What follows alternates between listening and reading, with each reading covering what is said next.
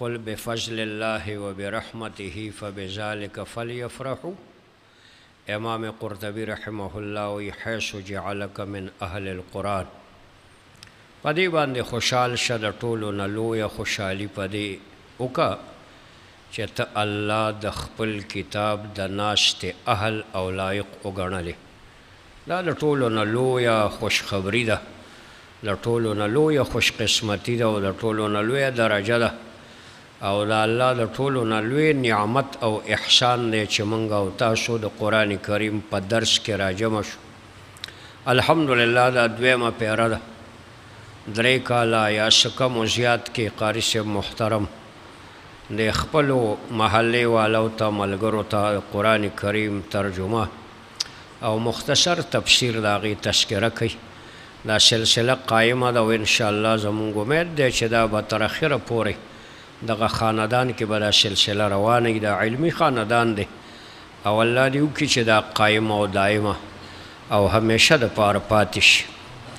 بهرحال دغه مدرسه کې د نورو علومو سره سره د قرآن کریم د تفسیر او د ترجمه اهتمام هم کیږي او نن د هغې ختم دی او قاري صاحب محترم موږ سره احسان وکړه. آخرني 3 سورتونو له موږ هم راوغوښتو چې موږ هم په دې کې شریک شو. الله دې وکړي چې زموږ او ستاسو دا شرکت الله قبول کړي. د قرآن کریم آخرني 3 سورتونه دي. دا کوم صورت چې ما تلاوت کړی ته بره په دې عنوان کې لیکلي دي چې سورة الاخلاص مکیة وهي 4 آیات. دا مکی صورت ته او په دې کې 4 آیاتونه دي او 15 صفتونه پکې د الله پاک بیانېږي. مکی معنا دا ده چې دا د هجرت نه وړاندې په مکه مکرمه کې دا صورت مبارک نازل شوی دی او دا په داسې موقع باندې نازل شه چې رسول الله صلی الله علیه وسلم اهل مکه ته دعوت ورکړه چې قولوا لا اله الا الله تفلحون. تاسو د یو خدای عبادت وکئ نو تاسو به ټول کامیاب شئ. نو هغه خلکو تپوس او پوښتنه کړې ده او دلته په دې موقع باندې ګڼو عقیدو والا خلکو د خلکو عقاید او نظریات دل بدلو. عیسایانو، یهودیانو، مشرکانو دا جماعتونه و د هر چا خپله خپله نظریه وه. نو د هغه کې 2 ډلو تپوس کړی دی. مشرکانو د رسول الله مبارک نه تپوس وکړو چې کوم خدای ته ته موږ را بلې نو صف لنا ربک، موږ ته د خپل خدای صفت بیان کا، شکل صورت راته وښیه او جسم یې راته وښیه چې خدای د څه شي نه جوړ دی. د سرو زرو دی، د سپینو زرو دی، د لرګي دی، د اوسپنې دی. موږ ته د خدای صفت بیان کا. دا یو سوالو. او دویم سوال اهل کتابو کړی. اهل کتاب عیسایانو یهودیانو ته وایي. هغوی رسول الله مبارک ته وی انصب لنا ربک، موږ ته د خدای خاندان وښایه، ته موږ کوم خدای ته بلل غواړې. دا تپوسونه او پوښتنې د هغوی د مرزاو د هغوی د نظریاتو موافق وي. د مشرقانو نظریه او عقیده دا وه چې کوم خدای ته موږ دا پیغمبر بلی نو به داسې خدای لکه دا زموږ دا چې دي چې د کاڼو نه جوړ دی او د بوټو نه او د لرګو نه او د مختلفو څیزونو نه جوړ دی. د هغوی نظریه دا وه. او عیسایان یهودیان چونکې د انبیاو د الوهیت قایلو، یهودو د عزیر علیه السلام عبادت کو، عیسایانو د عیسی علیه السلام عبادت کو، چا د نور او سپوږمۍ عبادت کو او چا د عامو بوتانو او کاڼو عبادت کو. ډلې مختلفې وي خو مجموعه ډلې 15 وي. 15 او په دې صورت مبارک کې چې کوم سوال او پوښتنه وشوه د هغې په جواب کې الله پاک دا صورت مبارک راولېږه او په دغه موقع باندې دلته یو قسم خلق داسې و چې هغوی خدایان ډېر منل. دا مختلف جماعتونه او قرآن د معاشرې د اصلاح دپاره او د ټولو نه لومبنی د عقیدې اصلاح قرآن کوي.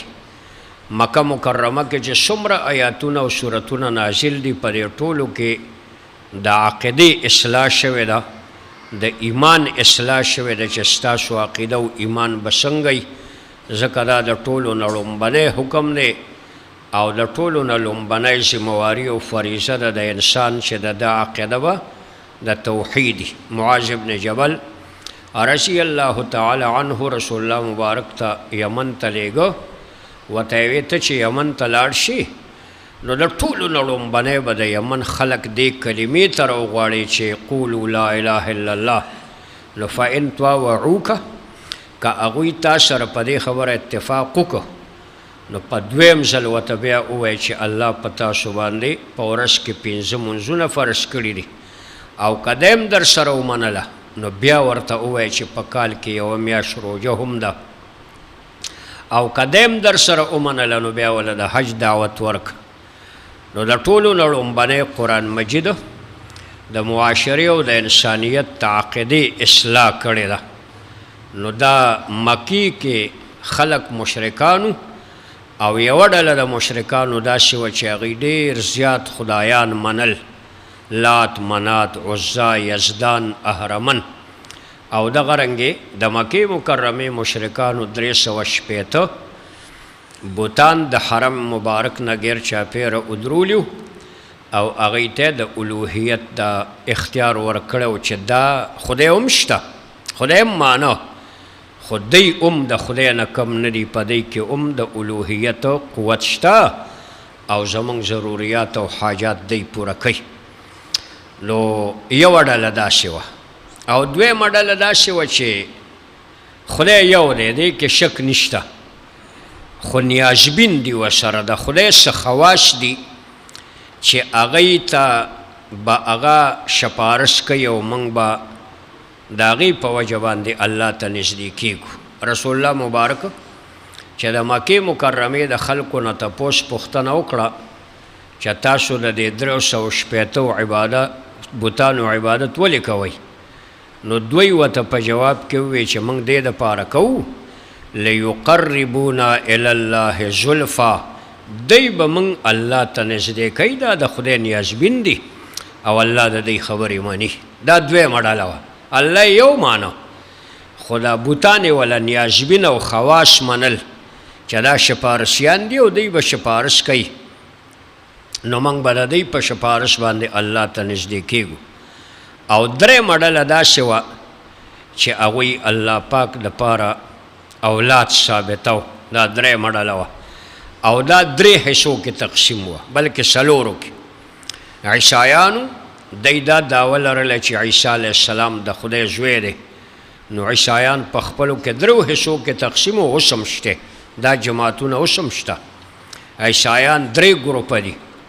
د یو ګروپ عقیده دا ده چې عیسی علیه السلام ډایرک خدای دی، د بلې ډلې عقیده دا ده چې نه 3مه حصه ده ورسره د خدای، او د 3مې ډلې عقیده او نظریه دا ده چې نه عیسی علیه السلام د خدای زوی دی، او دا په هغه وخت کې لږ زیات و. نو دا 3 ډلې وې، خو په حقیقت کې په یو جماعت سره د دوی نه تعبیر کیدی شي. 4مه ډله یهودو کې وه چې هغوی به د عزیر علیه السلام دعوه لرله چې دا د خدای زوی دی، قصه تېره شوې د قرآن کې. عزیر علیه السلام 100 کاله بعد الله دوباره ژوندی کړی، او چې کله ژوندی شو او خپل کور ته لاړ، تفصیلات ډېر دي، هغوی نه یې تپوس وکړو او بیا پیژنګلي وشوه. هغوی ورسره منله نه چې ته عزیر یې، عزیر خو 100 کاله مخکې وفات شوی دی، نشته، ته څنګه عزیر یې او دا دعوه لري. بیا یې ورسره شرط ولګو چې که ته رښتیا عزیر یې نو موږ ته به ته د تورات تلاوت وکړې، نو موږ ته به پته ولګي، ځکه چې عزیر په موږ کې د تورات حافظ و. ویل بس ټیک ده. بیا تورات نه و، یو بوډا وی ما سره په کور کې شته، تورات یې راوړه او ټول ورته راجمع شو، او عزیر علیه السلام ته یې ویل زه اوس ته تلاوت وکړه. هغه د ابتدا نه انتها پورې تلاوت وکړو، دی یو بل ته وکتل او دا ټکي وکړه، وی اوهوی دا خو د خدای زوی دی که نه، ځکه دی دوباره را ژوندی شو. هغه وخت نه د خدای په زوی باندې مشهور شو، دی یې عبادت شروع کړ.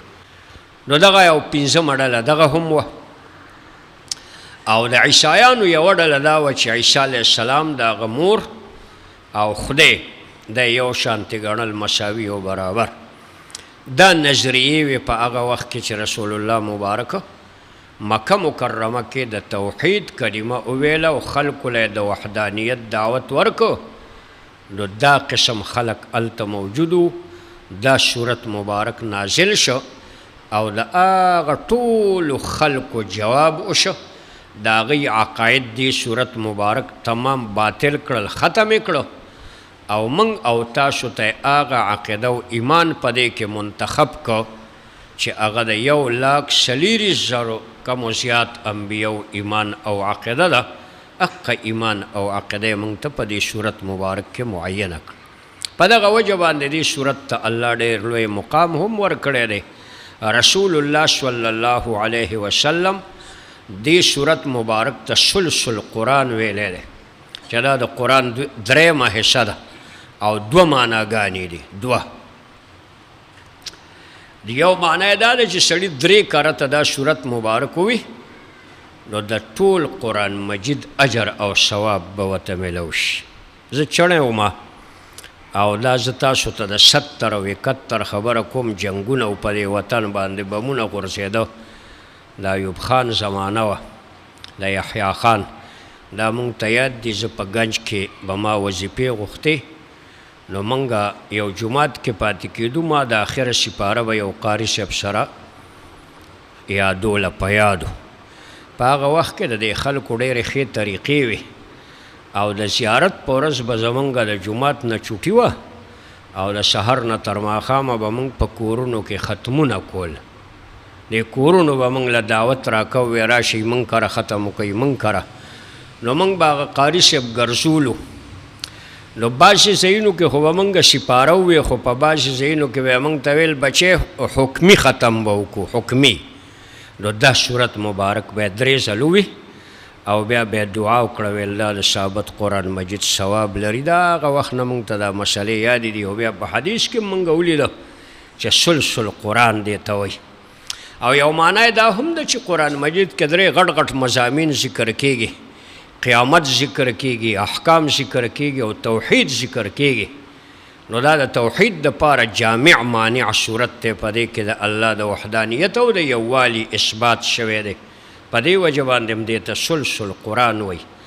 رسول الله صلی الله علیه وسلم دا صورت مبارک دا وروستي 2 صورت فاتحه دا به د شپې لوستل او په ځان باندې به چوف کول، په دې باندې به ځان دماو. نو یو ډېر لوی عظیم صورت دی او د ثواب او د اجر په اعتبار باندې الله دې ته ډېر لوی مقام ورکړی دی. د قبا د یو امام متعلق تفاسیر را نقل کړي دي چې د مسجد قبا یو امامو او هغه په مانسه کې دا صورت مبارک په هر رکعت کې به وي. یو به ورسره بل هم وي، خدا به هم وي. نو مقتدیان ورسره وران شو او بیا رسول الله مبارک لراله. مقتدیانو دا شکایت وکړ چې دغه رنګ کار کوي. رسول الله مبارک ورته وی دا کار ته ولې کې؟ هغه ورته وی دا دې دپاره کومه چې دې صورت سره زما ډېره زیاته مینه ده. نو رسول الله مبارک ووی چې دا مینه به تا جنت ته بوسي. دا خو ستا د جنت ته تلو صورت دی چې موږ او تاسو جنت ته تلل غواړو. نو چې دا صورت مبارک امام قرطبي رحمه الله یو 3 احادیث را نقل کړي دي. 3 واڼه تاسو ته ویم، په دې اکتفا کوو. رسول الله مبارک انس صاحب وایي ما ته رسول الله مبارک ووی چې چا په یوه ورځ کې دا صورت مبارک 200 پیرې ووی الله به ورته د 500 کالو ګناهونه معاف کړي. او دویم روایت کې دا دی چې که سړي 100 پیرې ووی د شپې او په ښي طرف باندې اوده شه الله به د ښي طرف نه جنت ته داخل کړي. او دریم روایت دی چې رسول الله مبارک ووی چې که زما یو امتی په ورځ کې دا 10 پیرې ووی نو الله به وله یوه ماڼه په جنت کې جوړه کړي. 100 سره به 2 شي او 150 سره به 3 شي او داسې ځه. عمر صاحب چې دا خبرې واورېدې رسول الله مبارک ته وی اذن لنکسرن قصورنا زه به ځان له ښه ډېرې ماڼۍ جوړوم. مقصد دا چې زه به یې ښه ډېر تلاوت کوم. رسول الله مبارک ورته وی الله اوسع من ذلک، د الله ورکړه ستا د ارادو نه ډېره فراخه ده، الله ډېر څه ورکولی شي. نو ډېر عظیم صورت دی د اجر او د ثواب په اعتبار، او نوم یې صورت اخلاص دی. او امام رازی رحمه الله 20 نومونه د دې صورت مبارک ذکر کړي دي. دې ته صورت توحید وایي، او صورت تجرید ورته وایي، صورت دعا ورته وایي، صورت المسأله ورته وایي، صورت الاخلاص، بلا نومونه دي. او د دې نومونو فلسفه هم دا ده چې په ده کې صورت وړوکی دی، ډېر لوی مضمون پکې الله پاک را جمع کړی دی. خو بهرحال په دې عنوان کې د دې صورت نوم صورت اخلاص دی. او امام رازی رحمه الله 4 معناګانې کړي دي د اخلاص. لومبنۍ معنی د اخلاص دا کړې ده چې اخلاص خیر او برکت ته وایي. خیر او برکت دې ته وایي چې الله پاک تعالی د 1 روپۍ په عوض کې 1 لک روپۍ درکړي، دې ته خیر برکت وایي. او 2 رکعاته مونځ د الله په 2000 رکعاته باندې قبول کړي، دا خیر او برکت دی. ته به نه پوهېږې ستا په مال حال کې به برکت راشي. نو صورت اخلاص ته صورت اخلاص په دې وجه وایي چې په دې کې د لوستونکي دپاره ډېر لوی خیر او برکت دی. دې لوستونکي ته الله پاک ډېر لوی خیر او برکت ورکوي. امام رازی صاحب لیکلی دي په خپل تفسیر مبارک کې چې یو ځل رسول الله مبارک ناستو او ابو ذر غفاری رضی الله تعالی عنه جماعت ته راننوته، خو رسول الله مبارک سره جبرائیل ناستو. نو کله چې به جبرائیل بیا رسختېده د سړي په شکل کې به راته، نو داسې رسول الله مبارک به ورسره قدمونه اغسته. نو چې کله جبرائیل رسختېده او رسول الله مبارک ورسره پاسېد، نو دا ابو ذر صاحب راننوته. نو جبرائیل رسول الله مبارک ته وی دا را روان سړی ابو ذر دی. نو رسول الله مبارک جبرائیل ته مخ راواړه ورته وی او تعرف ولې ته دې پېژنې څه؟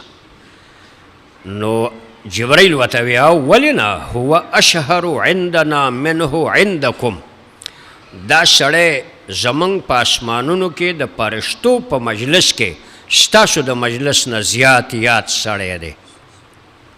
نو رسول الله مبارک ورته وی بې مزه، د کمال څه دی؟ نو جبرائیل ورته وی دی د دې صورت تلاوت ډېر زیات کوي او تارک الدنیا دی. معاویه ابن معاویه یو صحابي دی او تبوک کې رسول الله مبارک یو هفته تېره کړې وه، اوږده قصه ده. جنگ له تلي وو، 30,000 فوج و رسول الله مبارک سره مجاهدینو، بهر ملکی جنگ و او ډېره لویه تاریخي واقعه ده. سحر رسول الله مبارک را پاسېد، وریځ وه او اسمان کې تیاره تیاره وه، او په داسې موقع به رسول الله مبارک سخت ګبره و. حضرت عایشه رضی الله عنها وایي دننه و بهر کېده وه چې وریځ به راله، او دا شک به یې کوو چې اسنه موږ د باران انتظار کوو عذابي شکل را نشي. او تاسو موږ ولیدو په دې نږدې ورځو کې چې باران کله کله عذابي شکل اختیار کړي. په سوات او په بونیر کې زما په خیال اوس هم 2,500 بچي او ماشومان او ښځې دا ورک دي، دا پیدا نه شو، دا له سره غیب شو. نو دا عذابي شکلونه کله کله سړی د باران انتظار کوي، هغې نه بل څه جوړ شي. دا چې کم پیدا شو خو په موقع دي دا ډو غیب دي شته نه، دا هغه دي چې دا معلوم دي او د هغې ریسرچ یې کړی دی، غیر معلوم له دې نه هم زیات دي. نو رسول الله مبارک به سخت پریشان و. نو راووته او رسول الله مبارک نه تپوس وکړ ته ولې پریشانه وې؟ د ورځ دغه کې نشته وریځ ده، نور کې تتوالی دی، رڼا نشته. ویل تا ته پته نشته؟ جبرائیل راغی. ویل معاویه ابن معاویه مدینه منوره کې وفات دی او 80,000 فرشتې یو روایت کې، او دویم کې د 2 اسمانونو فرشتې راغلي دي، د هغه جنازې ته حاضري کړې ده، دا پیزا هغوی پټه کړې ده. نو رسول الله مبارک جبرائیل ته وی د کمال سو.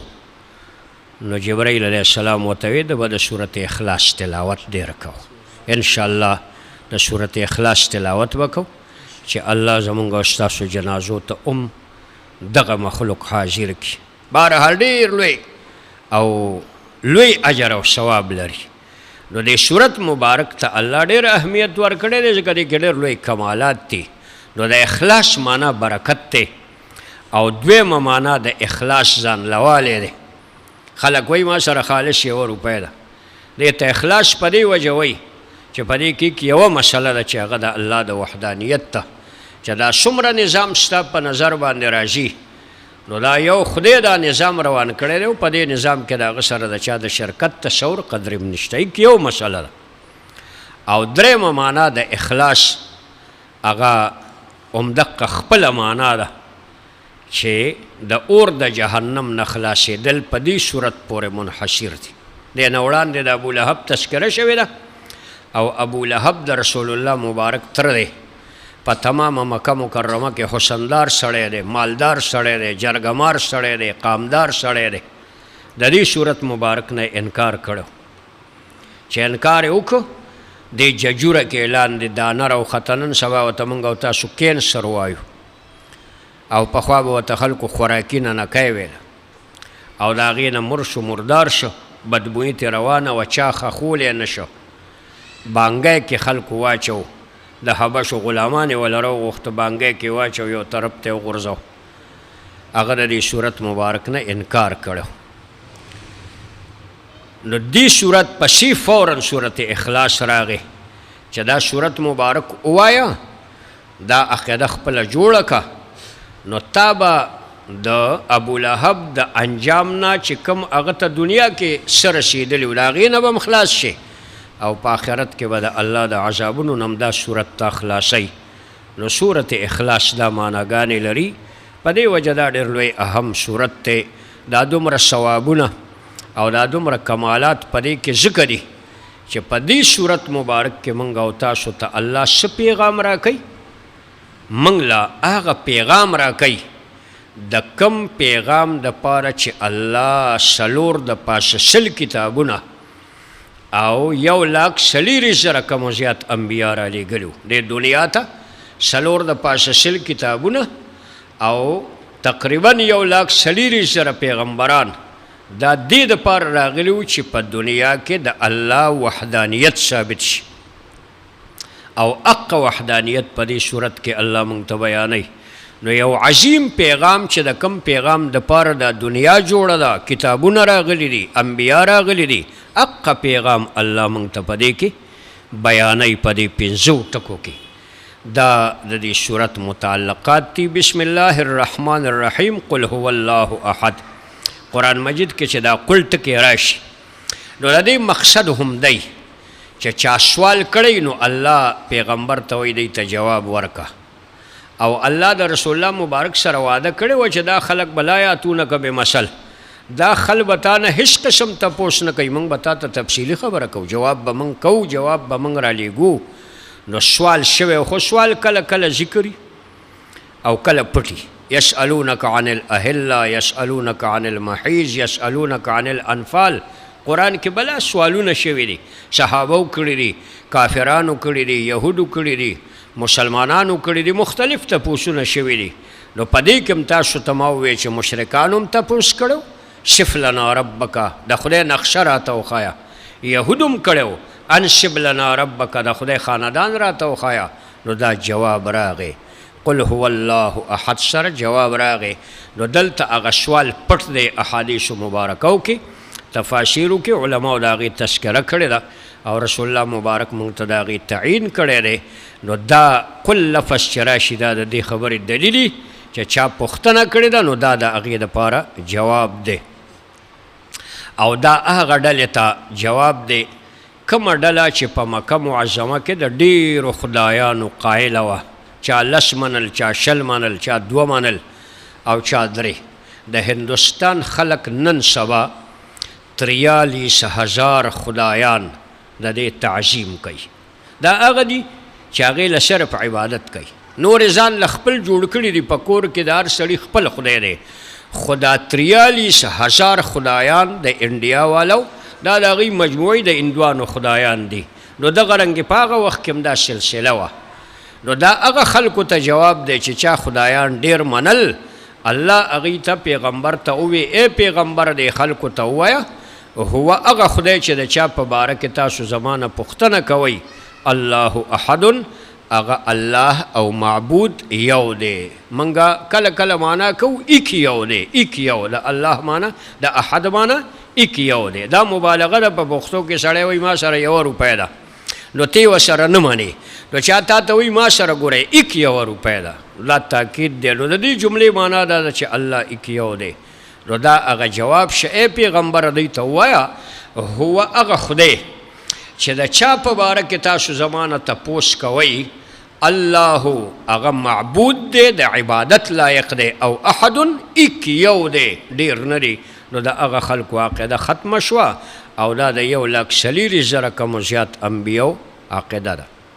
دویم ټکی الله الصمد دی، الله بې نیاز دی، دا هغه چا نه متاثره نه دی او مجبور نه دی. موږ او تاسو د نیازبین نه مجبوره یو. یو سړی مو خوښي نو که زموږ یو کار نه مني خو موږ د هغه نه مجبور یو، موږ وایو بس دا به خفه شي رانه. او نیازبین بچی هم تاسو پیژنئ، که موږ نه ناروا سوال وکړي نو هغه موږ منو، او موږ نه یو حرام شی مو غواړي نو موږ د هغه نوشي او د هغه بچي دا بلا خواږی دا بچي نو کله کله د هغه مینې او د محبت نه سړی متاثره نو هغه کار د کولو نی خو هغه وکړي. الله په دې ډول نه دی. الله د چا د شجاعت نه، د چا د عبادت نه، د چا د نبوت نه، د چا د قوت نه، د چا د بادشاهۍ نه متاثره نه دی. نو الله الصمد معنا دا ده چې الله بې نیاز بادشاه دی، یعنی د الله پاک نیازبین نشته. دا معنا چې الله داسې نیازبین نه لري چې هغوی نه مجبوره شي او د هغوی د مرضا موافق عمل وکړي او د هغوی خبره ومني. دا هغه خلکو ته جواب دی چې 360 بوتان یې د الله نیازبین ګڼل، ویل دا د الله نیازبین دی. یا زموږ مسلمانانو کې هم داسې خلقو ساده پخوا به اولیاو ته د الله نیازبین وي او هغه به الله ته وسیله کول او هغوی نه به حاجات ماجات غوښته. الحمدلله علم زیات شو، خلق پوه شو، هغه عقیدې ختمې شوې. دا د شرک عقیدې وې. دا 2 خبرې شوې. لم یلد دا دریم ټکی دی. په دې کې هغه 4 وانو جماعتونو ته 3 جماعتونه د عیسایانو بلکې 5 په عیسایانو عیسی علیه السلام ته د خدای زوی وي، یهودو عزیر علیه السلام ته د خدای زوی وي، او مشرکانو کې یوه ډله وه هغوی فرشتو ته د الله لونه ویلې چې دا د الله بچیانې دي او الله د پیریانو د یو سردار سره واده کړی دی او دا هغې نه پیدا شوي دي. دا منګړت خبرې وي. نو دا هغه خلکو ته جواب دی لم یلد ولدن، الله نه دی زیږولی اولاد لره، د الله اولاد نشتا. دا معنا دا هغه 3 وانو جماعتونو ته جواب وش. او ولم یولد د دې خبرې دلیل دی. دا آیاتونه دعوه او دلیل دی.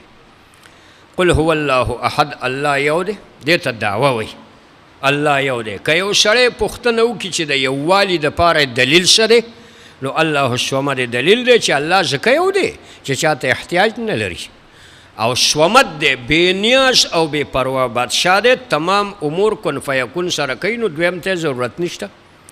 او لم یلد هم دعوه ده د الله اولاد نشته.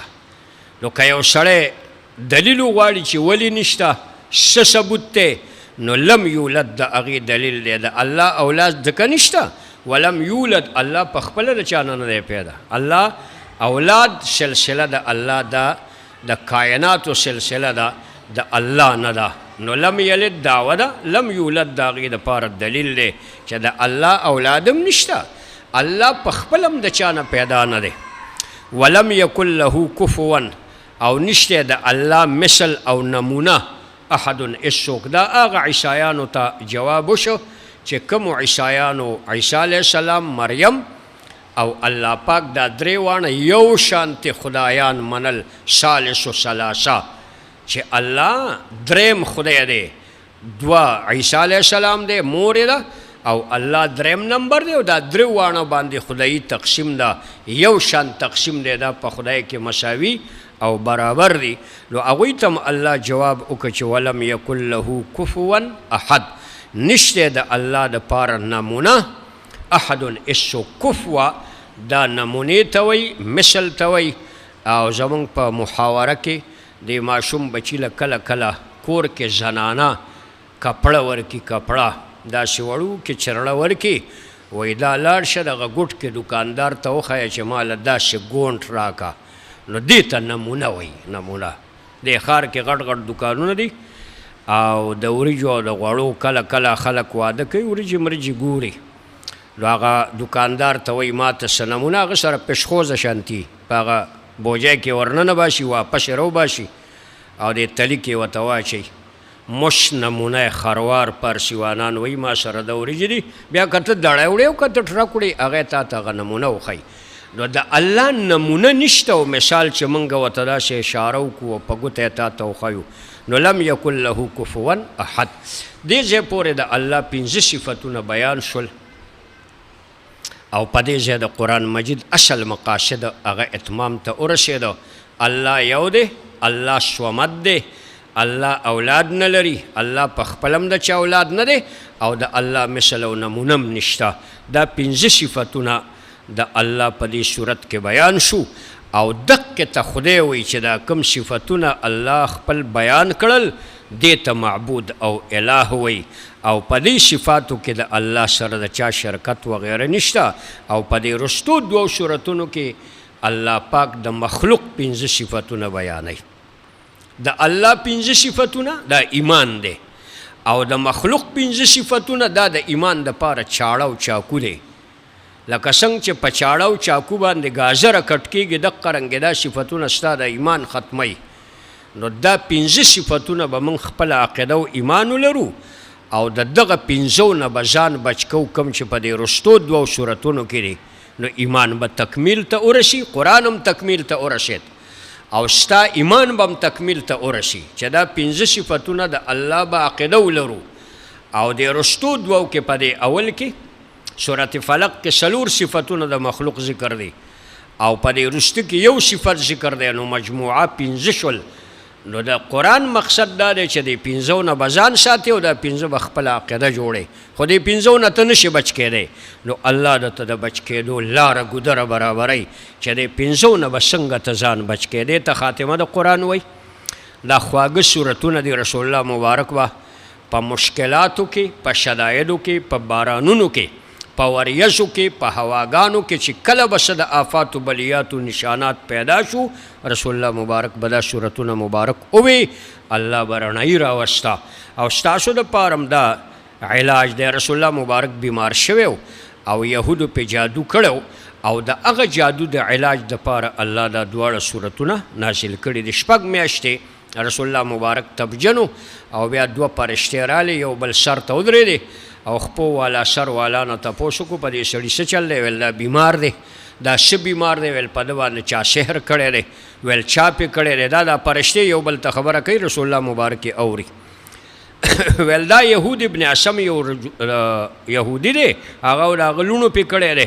ویل دا په کوم ځای کې کړی دی؟ دا سړی څوک دی؟ ویل دا بنو زریق قبیله کې دی. ویل دا ګنډ او دا جادو پروت چېرته دی؟ ویل دا په بیر زروان کې پروت دی، هلته یو کوی دی او هلته 2 کاڼي د جرندې د پل په شان پراته دي، د هغې په منځ کې ګنډې دي. که هغه ګنډې چا راوویستې په هغې کې 11 تاره دي، هغه یې ضایع کړل، دا سړی به ښه شي.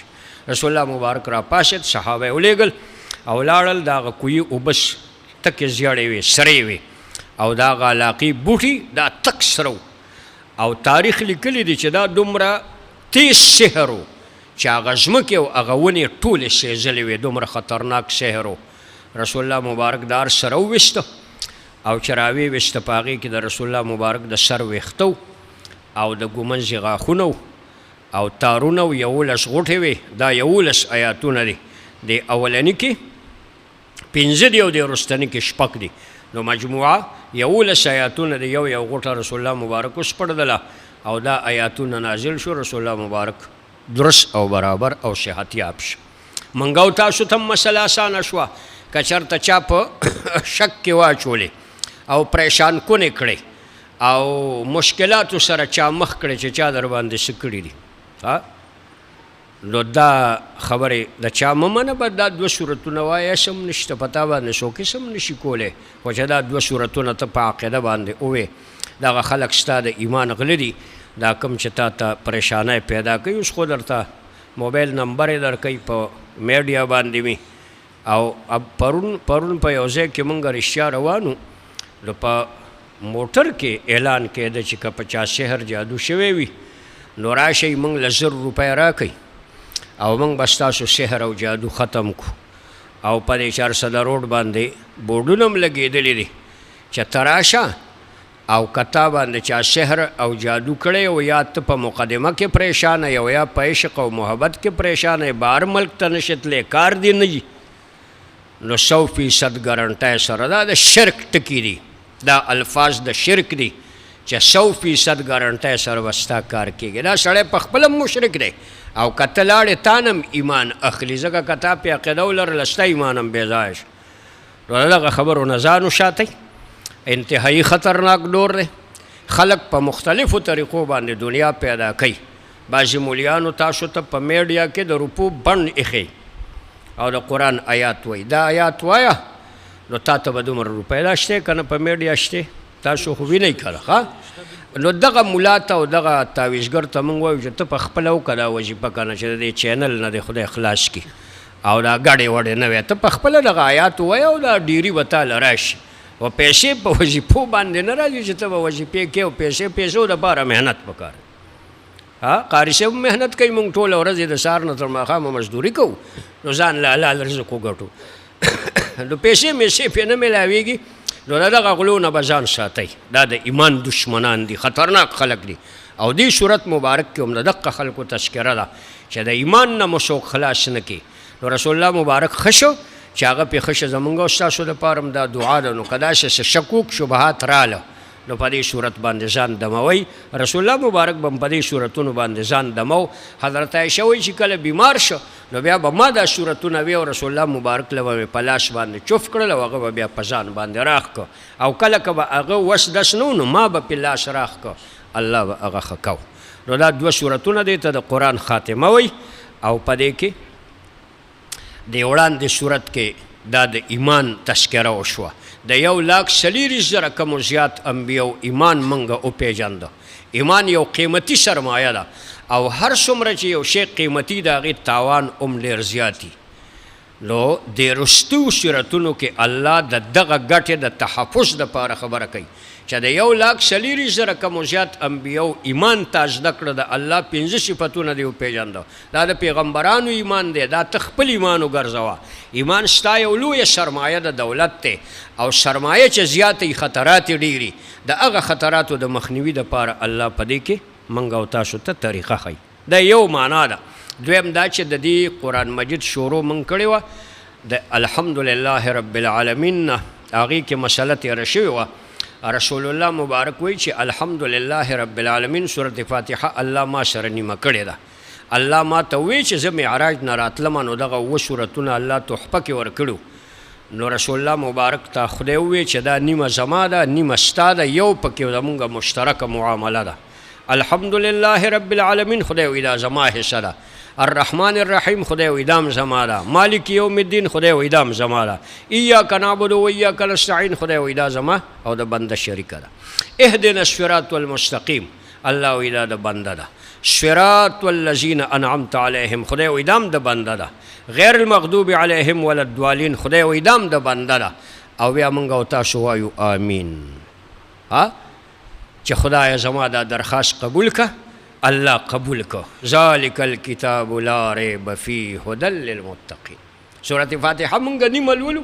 اهدنا الصراط المستقیم خدایه موږ ته سیده لار وښایه، سیده لار، کومه سیده لار چې موږ پې تا ته در ورسو هغه لار راته وښایه. صراط الذین انعمت علیهم د هغه خلکو لار او طریقه راته وښایه چې تا پې نعمتونه کړي او ستا د غضب نه محبوس دي او بېلارې خلک نه دي.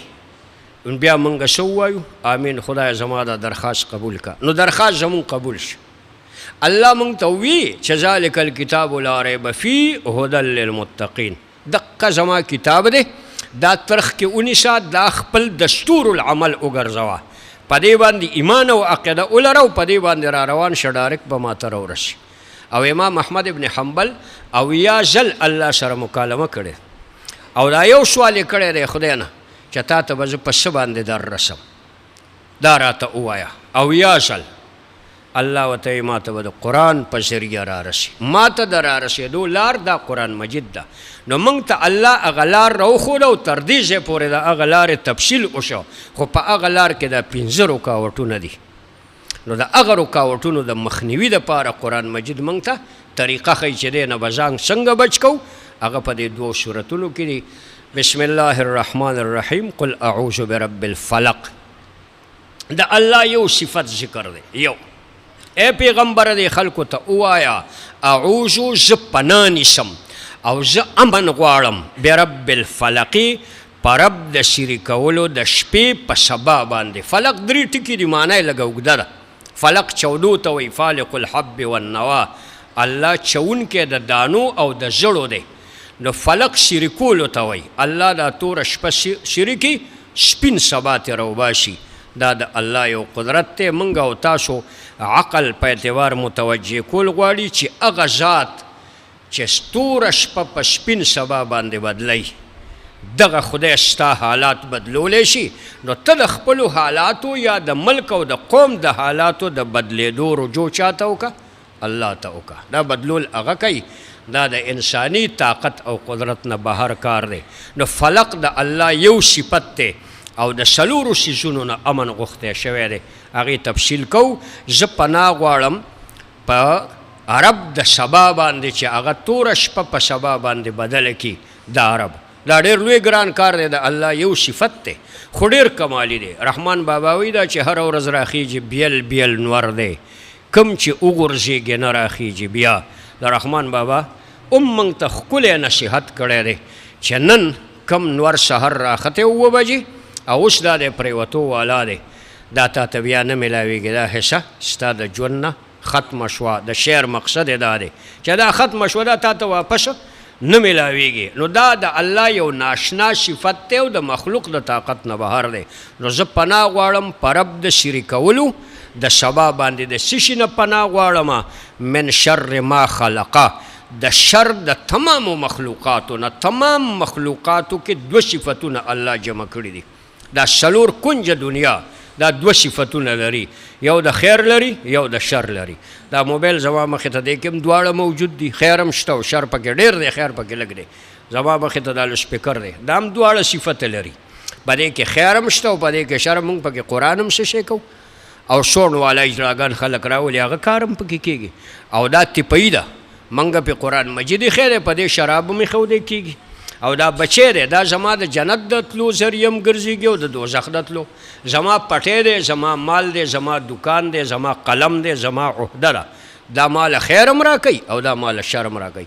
د دې جملې معنا دا ده چې زه پناه غواړم د شر د تمامو مخلوقاتو نه، د شر نه امن غواړم او خاص کر د 3 څیزونو نه. معنا به داسې کوو، زه د تمامو مخلوقاتو د شر نه امن غواړم خو خاص کر د 3 شرونو نه، 3 تیارو نه. چې یوه تیاره د شپې ده، یوه تیاره د جهالت ده او یوه تیاره د عقیدې او د کینې او د بغض ده. دا ډېرې خطرناکې تیارې دي. ومن شر غاسق، او پناه غواړم د شر د شپې نه اذا وقبا، کله چې شپه پخه شي او شومه دم شي. موږ ورته شومه دم وایو. دا خطرناک ټیمي. دا په 2 حصو کې تقسیم دی. څوک راپاشي الله پاک سره خپل ملاقاتونه کوي او خبرې کوي. دغه ټیم کې حدیث مبارک کې راځي الله لاندې راکوزیږي او د راکوزېدلو د هغه د شان مناسب چې الله سره څنګه راتلل مناسب دی. موږ ته فرشتې هم راځي، نور هم راځي، رڼاګانې هم راځي، ټول څیزونه د الله د راتلو خپل کیفیت دی.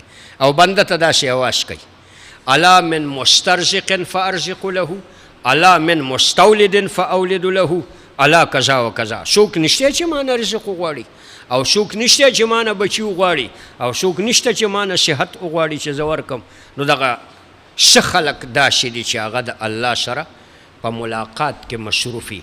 خو څه خلک داسې دي چې په دغه ټیم کې سحر، جادو، نشې، تماشې، ډمبازۍ او په مختلفو ګندګو کې پراته دي.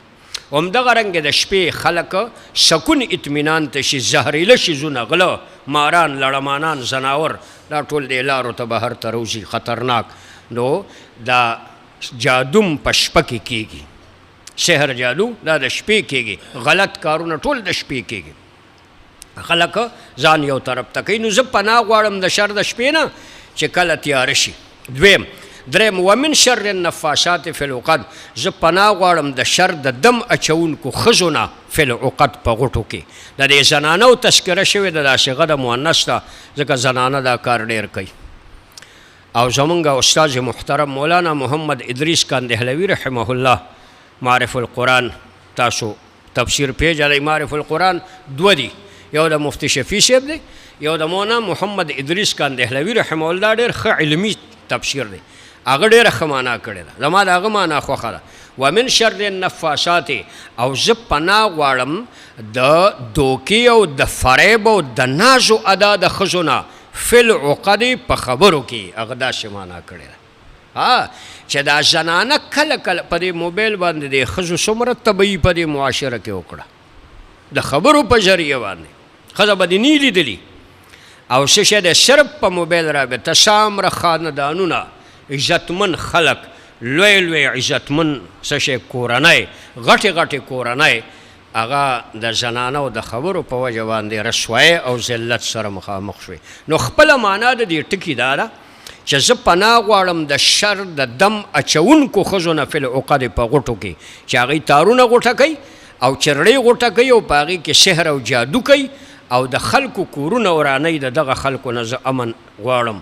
او حضرت دا دویمه معنا هم کړې ده چې کله کله څه شی دی د نفاسات نه مراد هغه ناز او ادا والا خبرې دي چې هغوی د ناز او د ادا او د مینې او د محبت خبرې وکړي، او د عقد نه مراد خبرې دي داسې کلکې او ښایسته او نرمې او پستې خبرې وکړي چې د هغه هلک د زندګۍ ته تیلې ووهي، تباه و برباد کړي. نو زه دې نه پناه غواړم. درې خبرې شوې. ومن شر حاسد اذا حسد، او زه پناه غواړم د شر د حسد کوونکي نه کله چې دی خپل حسد څرګند کړي.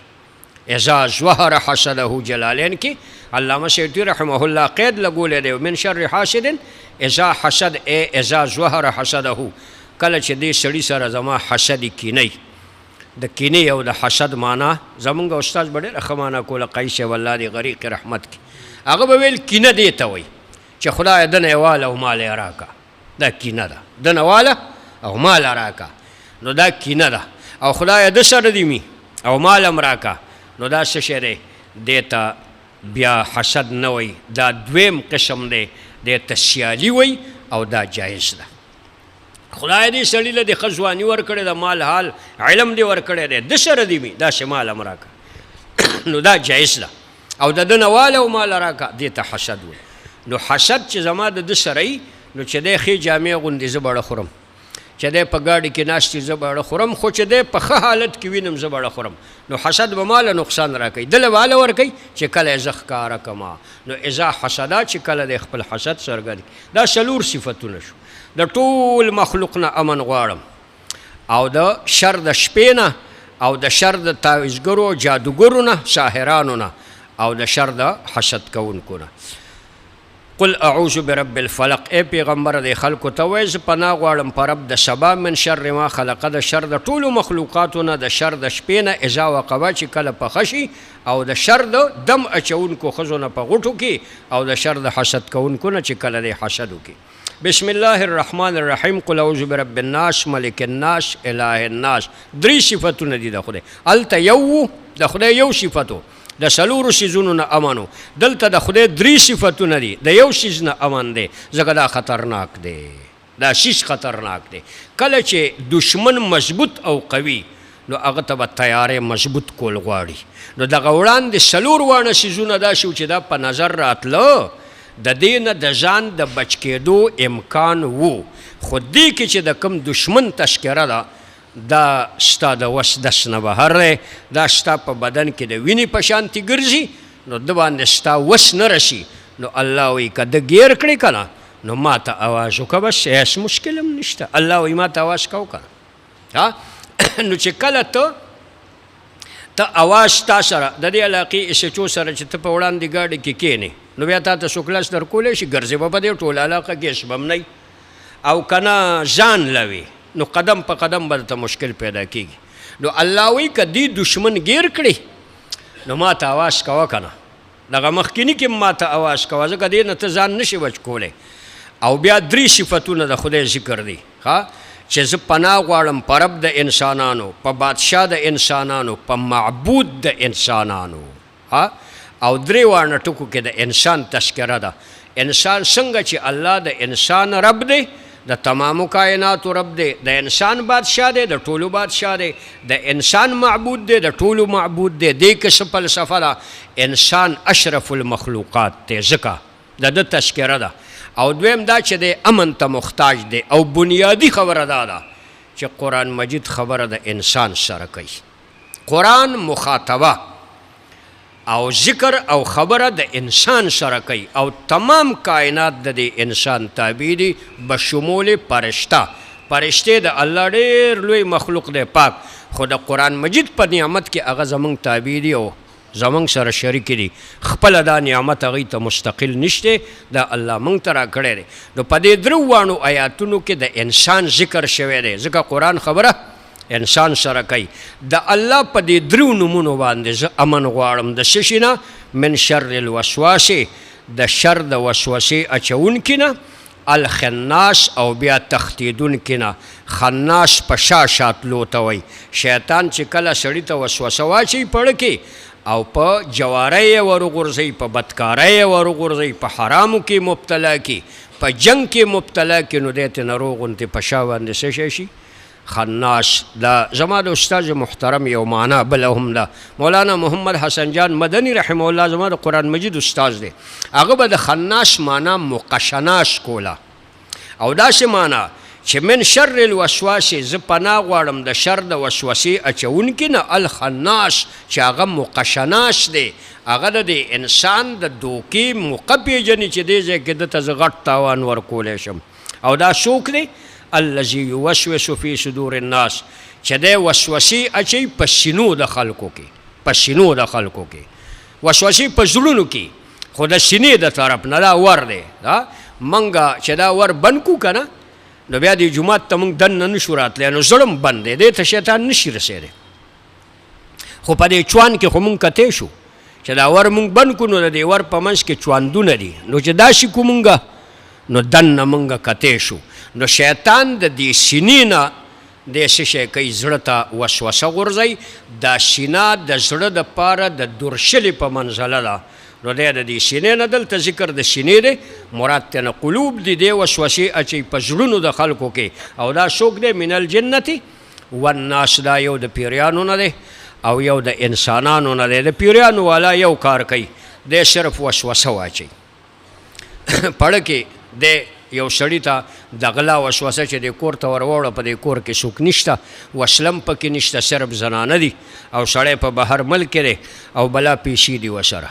دا وسوسه ورته واچوي، بس د ده کار صرف دومره دی. نو دا هغه پیریانو والا شه. او دا انسان چې دی، نو بیا لاره ګودره او وسله او پولیس او اولس او دا ټولې لارې ګودرې بیا دا انساني جوړی. قرآن بسم الله نه شروع شو، په والناس ختم شو. ابتدا کې بې و او په آخر کې شین دی، دواړه چې وتړي بس به ترې جوړ شي. او معنا یې دا ده چې قرآن مجید زمونږ او ستاسو د هدایت د دنیا او د آخرت د کامیابو کامرانو دپاره بس او کافي دی. الله تبارک وتعالی دې موږ او تاسو دپاره د نجات ذریعه وګرځوي. وصلی الله تعالی علی خیر خلقه محمد وعلى آله وأصحابه أجمعين. درود شريف لقوائه. اللهم صل على محمد وعلى آل محمد كما صليت على إبراهيم وعلى آل إبراهيم إنك حميد مجيد. عند ختم القرآن دعوة مستجابة. رسول الله مبارك وإذا ختم بموقع دعاغاني قبليگي بهترين موقع نو دعاغاني وكي الحمد لله رب العالمين والعاقبة للمتقين والصلاة والسلام على رسوله محمد وعلى آله وأصحابه أجمعين. ربنا آتنا في الدنيا حسنة وفي الآخرة حسنة وقنا عذاب النار. ربنا فاغفر لنا ذنوبنا وكفر عنا سيئاتنا وتوفنا مع الأبرار. ربنا آتنا ما وعدتنا على رسلك ولا تخزنا يوم القيامة إنك لا تخلف الميعاد. قارئ محترم ته د ټولو نه لومبی دعا وکړئ الله په علومو د قرآن کې مزید ترقي نصیبه وګرځئ. د قرآن دپاره الله سینه نورم فراخه کړي. دا محنتونه، دا خواری او دا مشقت برداشت کول الله قبول کړي او مزید اخلاص الله نصیبه وګرځئ. بچي الحمدلله علما دي الله د دې په علم کې اضافه نصیبه وګرځي، په علومو کې الله ترقی نصیبه وګرځي. مشر جي صاحب چې د دې مونږه د کشرانو سرپرستی کوي، الله د دوی دا سایه په مونږ ټولو باندې قایم او دایم وساتي. د خاندان کې الله د علمي سلسله باقی وساتي او دا تسلسل الله جاری او ساری همیشه همیشه قایم او دایم وساتي. دعاګانې وکړئ. د دعا د قبلېدو موقع ده. څومره ملګري په دې درس کې شامل شوي دي، هغه ټولو ته دعاګانې وکړئ. الله د هغوی دغه ناسته د خپلې رضا دپاره وګرځئ او د دنیا او د آخرت د ګټې ذریعې الله وګرځئ او دغه ختم مبارک الله په خپل دلبار کې قبول منظور وګرځئ. د دې په واسطه باندې الله زموږ او ستاسو تمام جرایم معاف کړي او خصوصا د دې روان دور د هر قسم فتنو پریشانو نه موږ او تاسو ټول الله په خپل حفظ و امان کې وساتي. دعاګانې وکړئ د چا اولاد نشته الله ورته نیک اولاد ورکړي، د چا شته ورته الله نیکان صلحا وګرځئ، د چا کاروبار نشته الله ورته د حلال رزق اسباب برابر کړي، د حرامو نه الله محفوظ کړي. زموږ صدر صاحب بچی بیمار دی، دعاګانې ورته وکړئ د دې ختم مبارک په برکت ورته الله د صحت او عافیت ژوند ورکړي. زموږ او ستاسو کورونو کې یا متعلقینو دوستانو کې څومره بیماران دي، زموږ علم کې شته یا نشته، خدای ټول ستا په علم کې دي. د انسان په ژوند کې خیر دی، خدای د خیر او خوشحالو زندگی ولا نصیبه وګرځي. علما ګڼ ملګري راغلي دي، دوی ته دعاګانې وکړئ. دا د امت لویه سرمایه ده. الله ورته په خپلو علومو باندې د عمل توفیق نصیبه وګرځي، الله علمي میدان کې ترقی نصیبه وګرځي او الله د دوی د فیض او رڼاګانې د امت سینو ته ورسوي. الله زموږ او ستاسو د ټولو حافظ او ناصر شي.